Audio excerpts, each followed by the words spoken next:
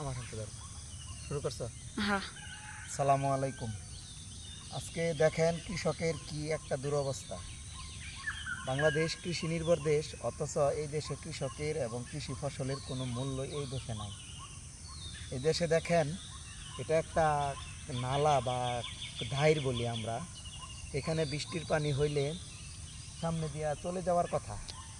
অল্প একটু বৃষ্টি হয়েছে, খুব একটা বৃষ্টি হয়েছে এরকমও না, কিন্তু এই বৃষ্টিতেই কৃষকের ধান তলিয়ে যাচ্ছে। তার কারণ হলো একটাই, অব্যবস্থাপনা। সামনে আধা কিলোমিটার সামনে একটা সুইচ গেট আছে। ওই সুইচ গেটে একটা সরু পানির রাস্তা রাখা হয়েছে।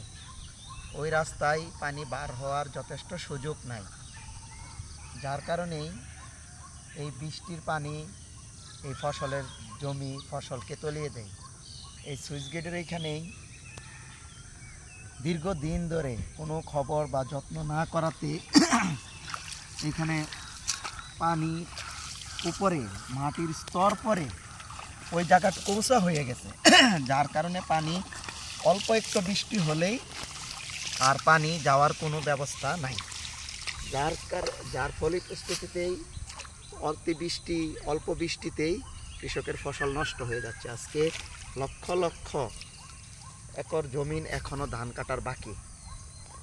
আজকে বৈশাখ মাসের মাত্র 21 দিন, এখনই ধানের এই অবস্থা। জ্যৈষ্ঠ মাসের 15 দিন পর্যন্ত কৃষকের ধান কাটা থাকে। এই অবস্থায় ধান কাটতে কতটুকু অসুবিধা তা আপনারা দেখতেই পাচ্ছেন। লক্ষ লক্ষ ধান নষ্ট হচ্ছে, অথচ আমরা আমদানি নির্ভর হয়ে যাচ্ছি। খাদ্যপণ্য আমদানি নির্ভর, আমরা বেশিরভাগ ক্ষেত্রে আমদানির উপর নির্ভরশীল। একটু খবরদারি করলেই, একটু চেষ্টা করলেই যে কৃষক লক্ষ লক্ষ মেট্রিক টন খাদ্যদ্রব্য যোগান দিতে পারে, সেই চেষ্টাটুকু নেই।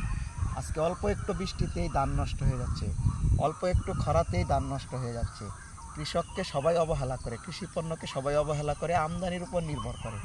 আজকে এই খালটা যদি ওই মাথা দিয়ে একটু যত্ন করা থাকতো, শুকানো থাকতো, তাহলে এই অবস্থা থাকতো না। আজকে এখন এই অবস্থা, সবগুলা মানুষের এই একই অবস্থা। টানের জমি একটু দাওয়া মারা করা গেছে, কিন্তু নিচের জমিগুলার কোনো খোঁজ খবর রাখা যাচ্ছে না। আর একবার বৃষ্টি হলেই এই ধানকে আর খুঁজে পাওয়া যাবে না, এই ধান খুঁজে চলে যাবে পানির নিচে। তাই আমরা বলবো সরকারকে এবং সরকারি সংস্থাকে, এই খালগুলার কিভাবে রক্ষণ করা যায়। সুইচ গেটগুলা আসলে দীর্ঘদিন ধরে সুইচ গেটগুলো করে রাখা হয়েছে, তো কোনো ফল এই সুইচ গেট আমাদেরকে দিচ্ছে না। সুইচ গেটগুলার জায়গাটুকু কীভাবে বড় করে পানি বের হওয়ার ব্যবস্থা করা যায়, সেই চেষ্টা করবেন। সকলেই ভালো থাকবেন, ধন্যবাদ।